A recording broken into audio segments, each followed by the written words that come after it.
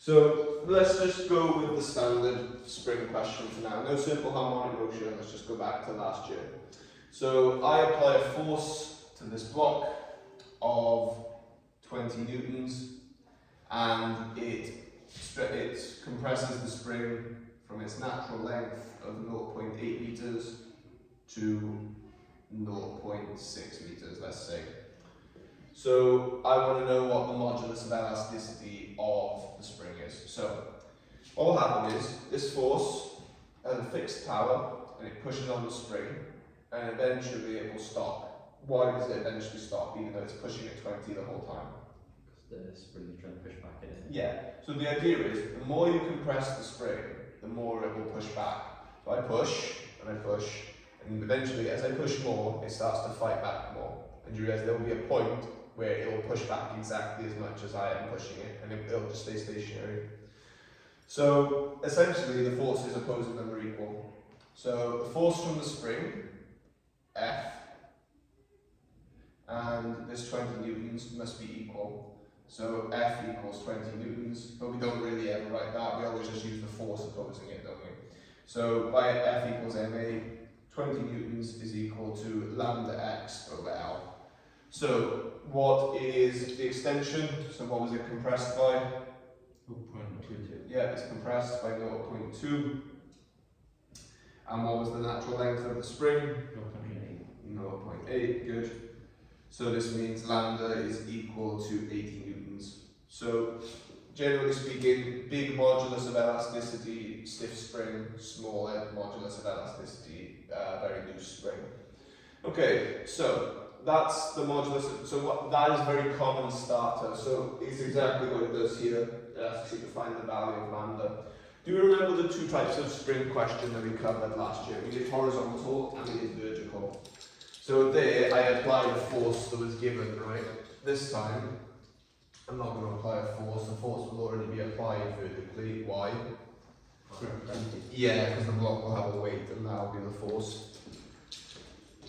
So this time there is a block on a spring in a compressed cylinder. So all the cylinder does is ensure it doesn't go like left or right or anything.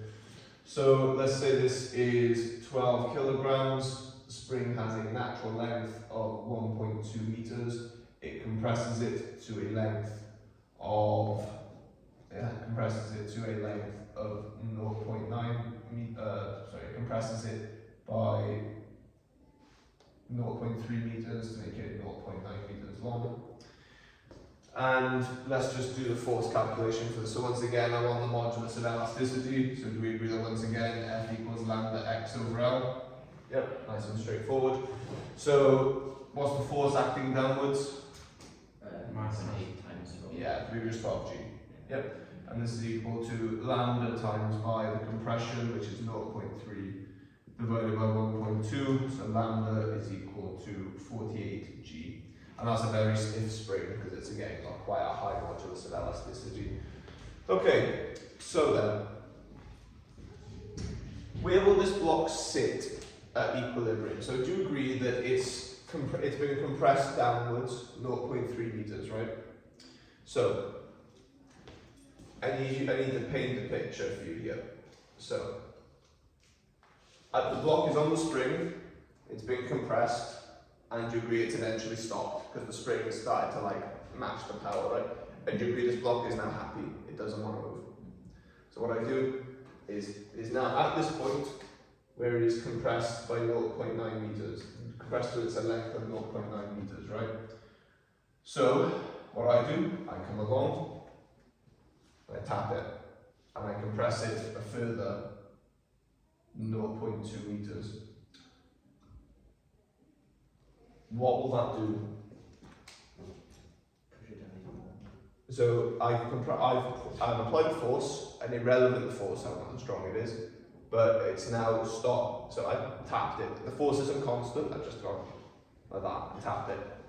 So I've tapped it and it's gone down to here. Because I'm not applying that force anymore, what will it immediately do? Go back up, it'll go higher Yeah, than what higher. So how much higher will it go? Assuming no energy is lost. Originally.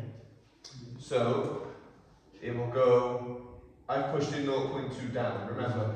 With this block means that this is now essentially the equilibrium position. Would it have a higher output? Because So- the spring's like pushing out as a result. Not quite. So it's happy, it wants to be at 0.9 height. I've compressed it 0.2, it'll shoot back up and shoot back up 0.2. And then when it reaches this, it wants to be here, so it'll shoot back down and it'll create simple harmonic motion. So your amplitude is effectively how much it gets pushed down by at the start. Okay, so what you will have to do is you'll have to show that it moves in simple harmonic motion. That is the big thing. Do we remember how to show that something moves with simple harmonic motion? Constant temperature. So what is the definition of simple harmonic motion? Like this pre-spring is proportional to acceleration. Yep, so the d squared x dt squared, specifically plus omega squared or equals negative omega squared x. That's the formal definition. Right, so what we need to do is we need to do a force calculation essentially. So, do we agree that when I apply this force here, right? So I apply this, and this is where it gets weird. I apply this force, but you agree it's not being applied anymore, right? So what is the only force now acting on the spring as it's bouncing? The force from the spring, right? Do we agree? Yeah, it's the force from the spring. So the spring is pushing it up, but where does the block, the spring pushes it up here, where does the block want to go? Yeah. And then the block pushes back down, where does the spring want to go? Up. So do you agree that the acceleration always opposes the motion? So you can see how that is simple harmonic motion in a sense. Right, so we get that F minus lambda x over L. So lambda x over L being, where's my lambda? What was lambda for this one? 48g. Times 5, and the extension this time is 0.2. We want a generic x, right? So whatever, so the extension is going to vary between these, right? So divided by the natural length, which is 1.2, yeah. Okay, and it's equal. So F equals ma. So it's just difference in forces equals the mass of the block times by the acceleration.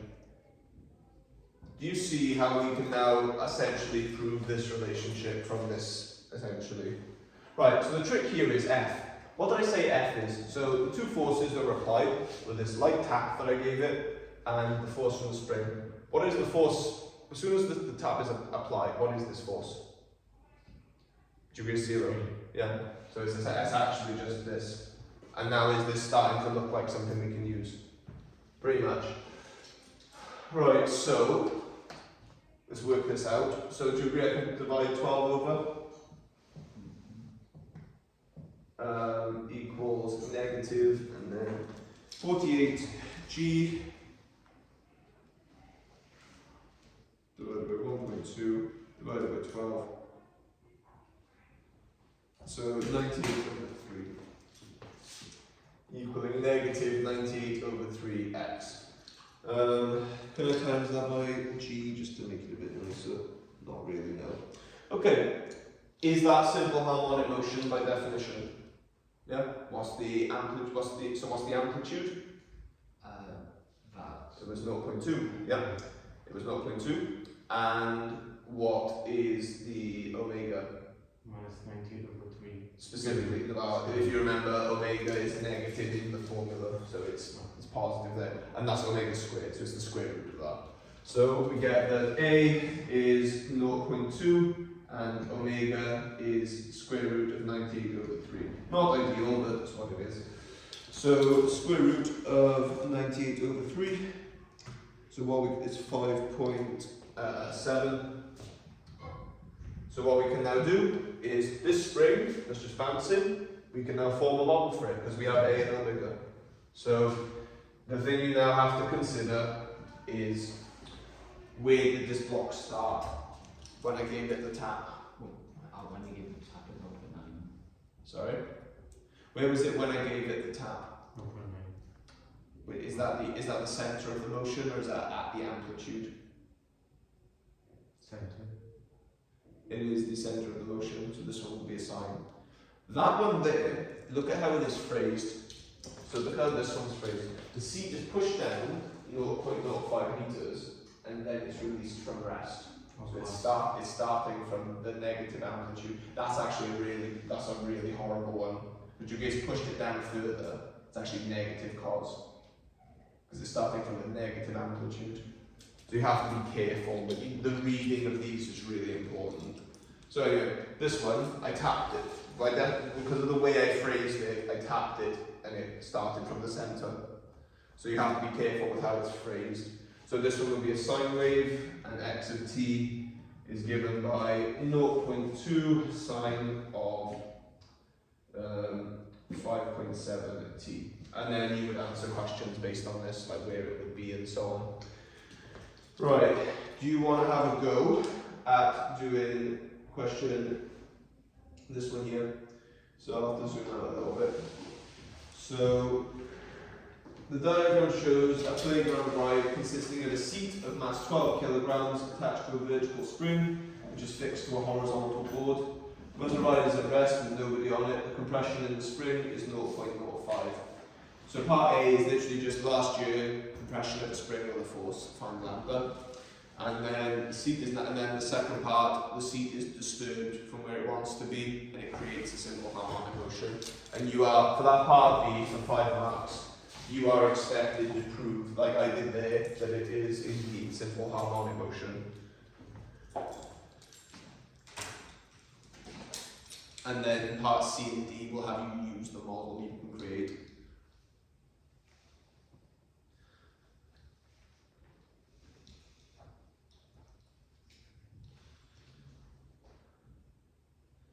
So for those of you at home, you may want to skip forwards just so when I've written it down.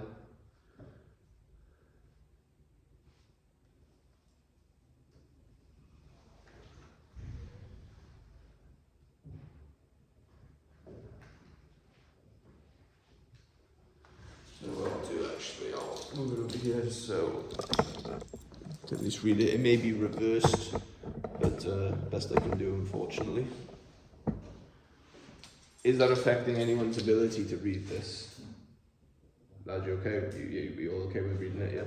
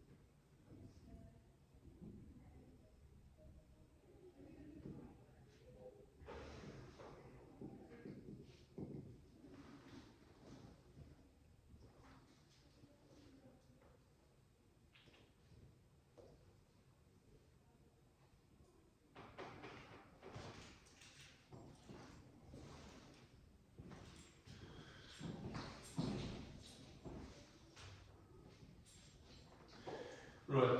So should we have a look at the right minute? So what do we get lambda to be first of all? 1764. 1764. Is that what you both got? No, oh yeah, Okay. So I'll make some space over here and that's that. yeah.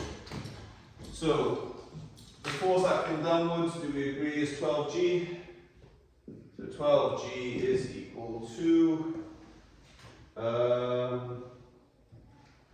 lambda times by 0.05 divided by, what's the natural length?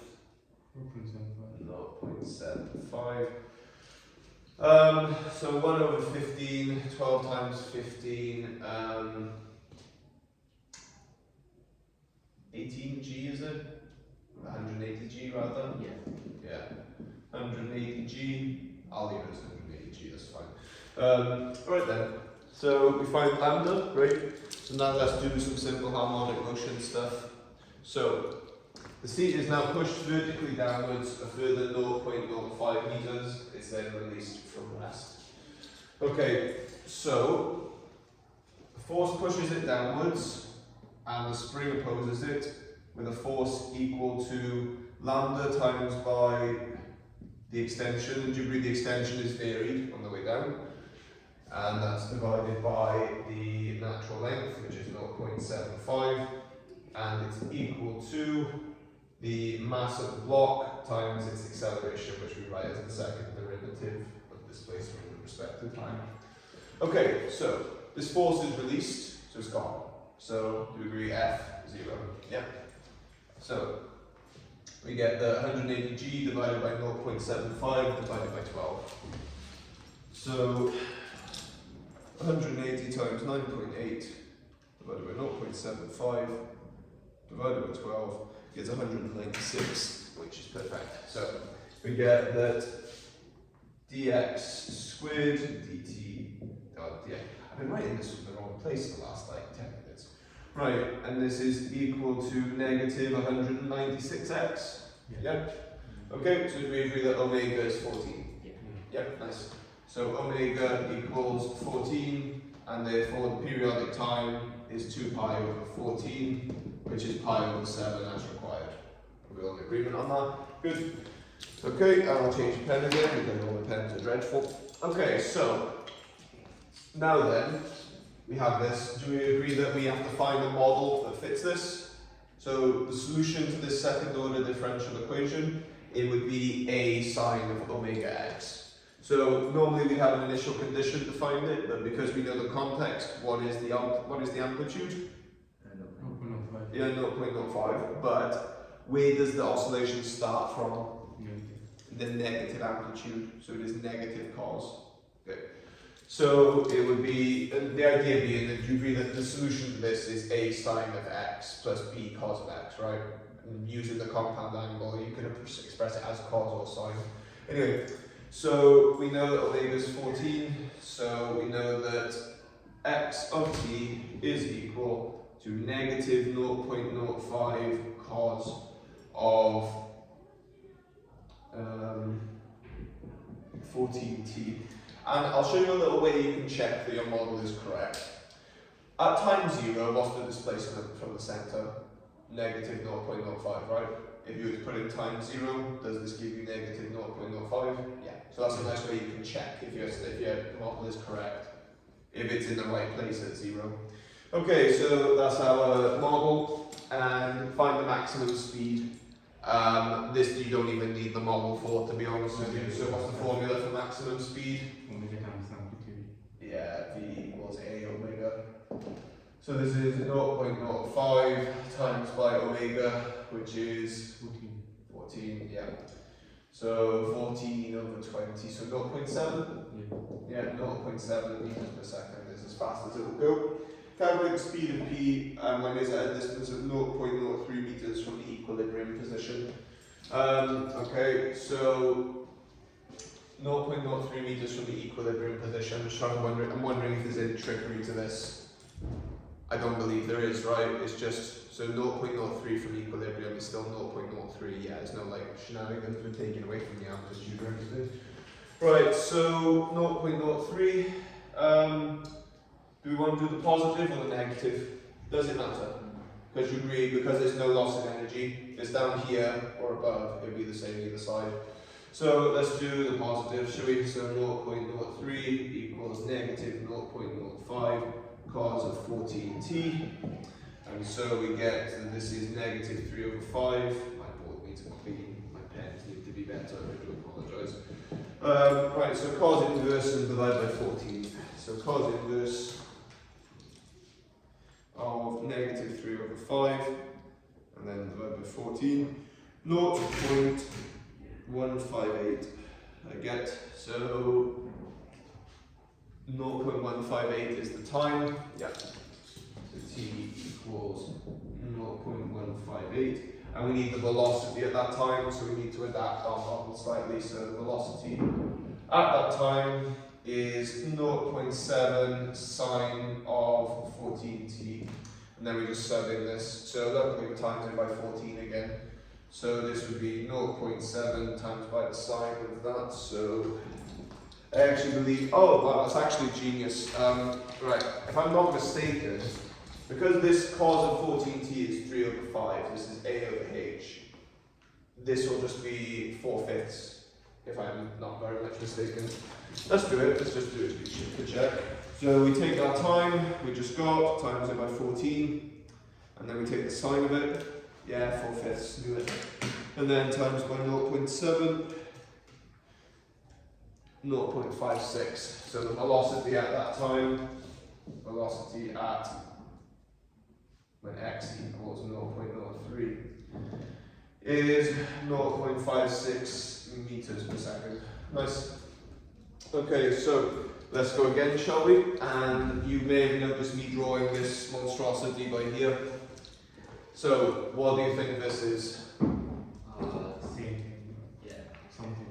It's a block, it's got two strings, it's pulling them like that, yeah. So, once again, we have to do the standard, like, finding things. So this time, the modulus of elasticity is given to you, and the natural lengths are given to you. What would I ask you to find here, do you think? Speeds. The compression is what I would ask for. Why would I ask for that? So, do you agree that what you're going to do is you're going to do a force calculation from one spring to the other? So, when the forces are equal, what will that be when the forces are equal? It'll be the centre, right? It'll be the centre of movement. So, what's the force from spring A? It would be 0.4 times by x. And this is the origin, obviously. So 0.4 times by x divided by 0.8. And this force would be equal to. It's 1.2. Sorry? Isn't it 1.2 for A? Oh, yeah, sorry, I did stupid. Yeah, thank you. Yeah, 1.2. Good. And what would be the extension then of. What would be the force for the next bit? So be careful. So it'd be 0.8. Would the extension be the same? So remember, it's the position. So we're looking for the position. It would be. Are we happy with y? It would be 3 minus x. Because it's from the other side. So it's 3 take away the extension. So specifically it would be. Oh, hang on, I actually need to give you a bit more here. Sorry about this, I need to give you a bit more. So this natural length ideally is this. Actually, is that fine? What do you think? So divided by 0.8, just put that there. So I'm trying to see if the extension would be correct for this. So would 3 minus x be okay?